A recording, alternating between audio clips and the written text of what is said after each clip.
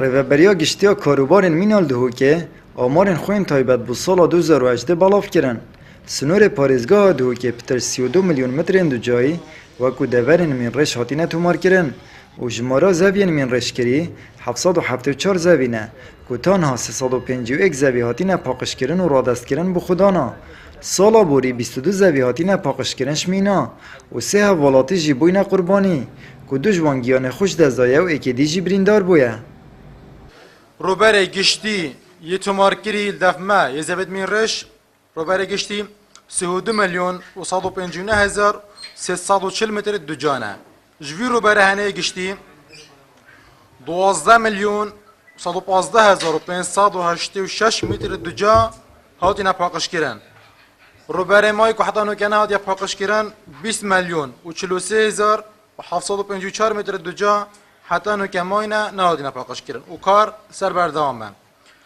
رجا پاقش کردن سنوری پارێزگا دو که 37.67 صادیه 22 زویل سال 2018 هاتینا پاقش کردن هاتینا رضاست کردن با خدایت وانا قربانیت حالات اتیت مینو تقمانیه کبتن سه حالت مهبینه دشوانا کشتن یک حالت بریندار. Sala derbas bûyda 530 mînên dije kesî gel 17 mînên dije tank hatine rakirin.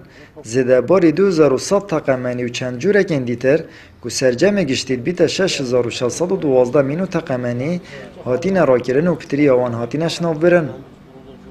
Mînê dije kesî 530 mînê dije kesî hatine rakirin hejmarek amazı şon hatine şinavbirin hejmarek ma yahdonike hatine şinavbirin. مینه دجا تانک 17 مینه دجا تانک هاتینا راکرن و هاتینا تاقاندم. تاقمانی کو دفعه بجنه یو ایکس او 2100 تاقمانی هاتینا شناف برند نافوان زبیت مین رجدم.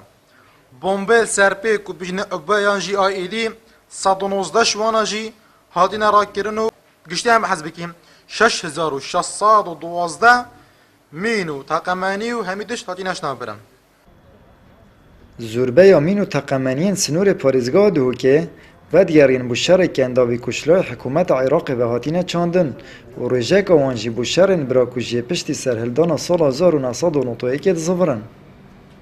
Şer Algeriya Iraqê bes hikûmeta Iraqê da ku hêzê kendav ku da herişê nekirine ser Iraqîş Rexê Kurdistanê ve sinûrê welata Kurdistanê Rexê pêşa bîro Rexê Sihîl û heta Rexê Birahîm Xelîl û heta Rexê çita Sezerî yani بجمارك جار مازن لغم لچاندينا ساراي بچند کو پشتي نزاعات بجميت هرما كردستان الجل حكومه ديكتاتورة العراق پشتي فتره کو شر نافخوي داغ و هرما كردستان کو دمري دايل زونا زر و زونا كاسكو زونا زر الجل پارتن باكور كردستان فتره هنه جراستي مينو تقمني هاتينا چاندون و بردام کال سرت دکران.